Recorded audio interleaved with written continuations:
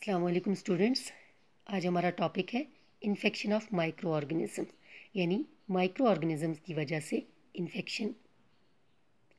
An infection is a condition in which a disease causing microorganism enters the body of an organism and start growing there.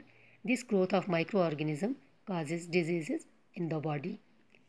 Infection ऐसी condition है जब micro organism किसी body में inter होकर growth करना शुरू कर देते हैं और माइक्रो ऑर्गेनिजम्स की ये ग्रोथ डिजीज़ यानी बीमारी का बायस बनती है और इसको इन्फेक्शन कहते हैं।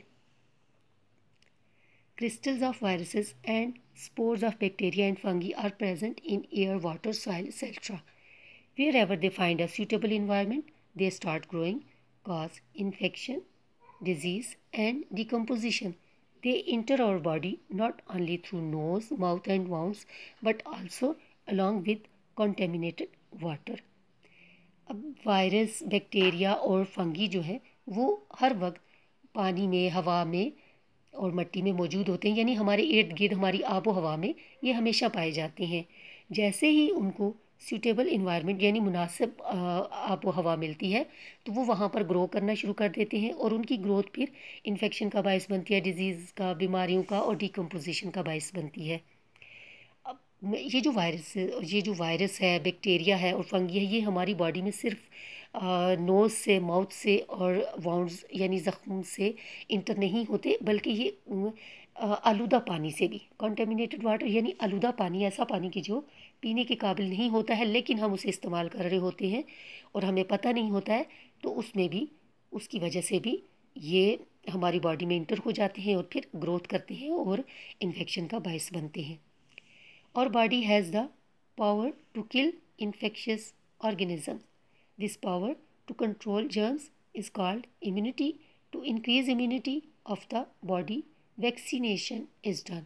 Have you seen people around giving polio vaccine to kids under 5 years of age? Similarly, vaccines against many viral and bacterial diseases are also available. अच्छा, अब हमारी बॉडी में अल्लाह ने एक ऐसा निज़ाम रखा हुआ है जो हमें इन बीमारियों से बचाता भी है। अब वो सिस्टम क्या है, वो इम्यूनिटी है, वो निज़ाम क्या है, वो इम्यूनिटी है। इम्यूनिटी यानी क़ुव्वत मुदाफ़ियत। अब इम्यूनिटी को हम किस तरह से इंक्रीज़ कर सकते हैं, ये हम बैलेंस डाइट से भी हमारी इम्यूनिटी स्ट्रांग होती है और इंक्रीज़ भी होती है। अगर हम बैलेंस डाइट ले रहे हैं, प्रॉपर अमाउंट में बैलेंस डाइट ले रहे हैं तो हमारी इम्यूनिटी स्ट्रांग होती है, और अगर हम बैलेंस डाइट नहीं ले रहे प्रॉपर अमाउंट में तो हमारी इम्यूनिटी वीक होती रहती है। अच्छा, अब इम्यूनिटी को इंक्रीज़ करने के लिए बैलेंस डाइट के अलावा वैक्सीनेशन का भी इस्तेमाल किया जाता है।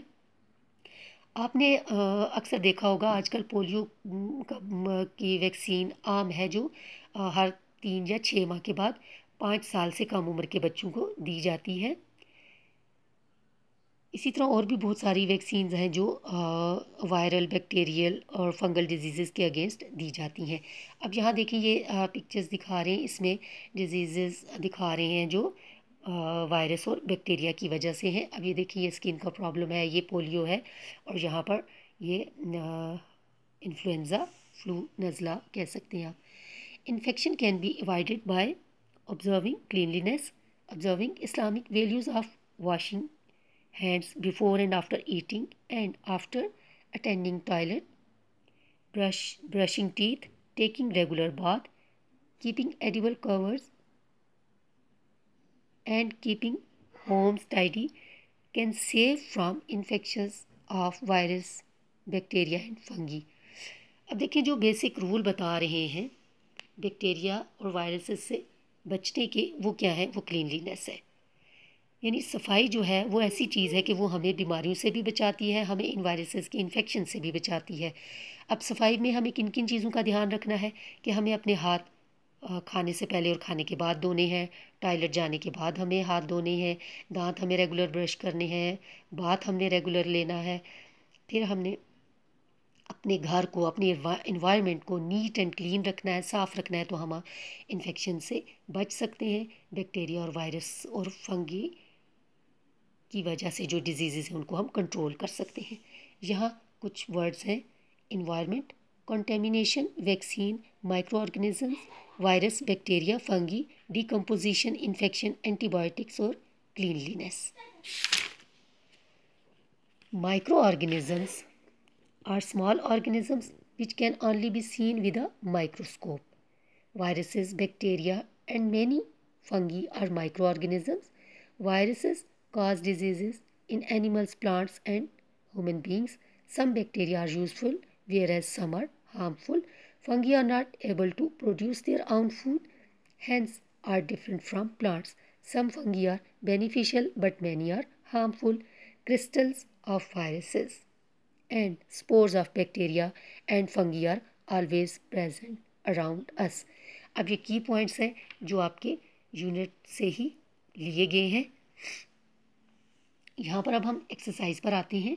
यहाँ पर है put a tick for right statement and a cross for a wrong one. अब ये स्टेटमेंट्स हैं, मैं इनकी रीडिंग करूँगी, इसके अकॉर्डिंग आपने यहाँ पर आगे टिक एंड क्रॉस लगाना है. इसी तरह नीचे ये कॉलम है और इसको भी आपने कॉलम ए को कॉलम बी से मैच करना है.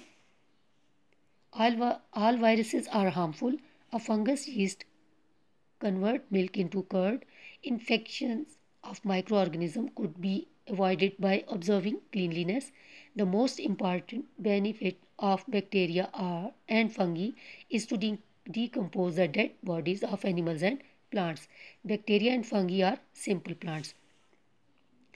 अब यहाँ पर ये कह रहे हैं कि तमाम वायरसेस जो हैं वो नुकसानदेह हैं. फंगस जो ऐसा है कि जो दूध को दही में तब्दील कर देता है.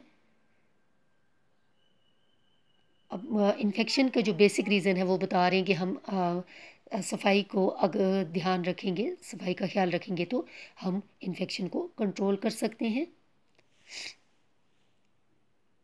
बैक्टीरिया का जो और फंगी का जो सबसे इम्पॉर्टेंट जो बेनिफिट है, फ़ायदा है, वो डेड बॉडीज़ को डिकम्पोज करती हैं. प्लांट्स की और एनिमल्स की डेड बॉडीज़ को डिकम्पोज करती हैं. बैक्टीरिया और फंगी जो है वो सिंपल प्लांट्स हैं. यहाँ पर आपने कॉलम ए में है tuberculosis, hepatitis, micro organism, ringworms, immunity, और बी में है power to control germs, fungi, bacteria, virus और माइक्रोस्कोप. आपने जो भी एक्यूरेट वर्ड एक दूसरे को मैच करते हैं उनको आपने मिलाना है. अब यहाँ पर है हमने ये स्टेटमेंट्स दी हुई हैं, इनमें से हमने करेक्ट आंसर चूज़ करना है जो पार्ट्स दिए हुए स्टेटमेंट के साथ उनको. Micro organisms can only be seen with N equipment called microscope, spectroscope, telescope and stethoscope. अब इसमें से जो एक्यूरेट है वो आप चूज़ कर लें. First antibiotic was extracted from a bacterium, fungus, virus, plant. यानी जो फर्स्ट एंटीबायोटिक जो है वो किससे बनाई गई थी ये आपने बताना है. Hepatitis and polio are caused by fungi, bacteria, viruses, मोसिस.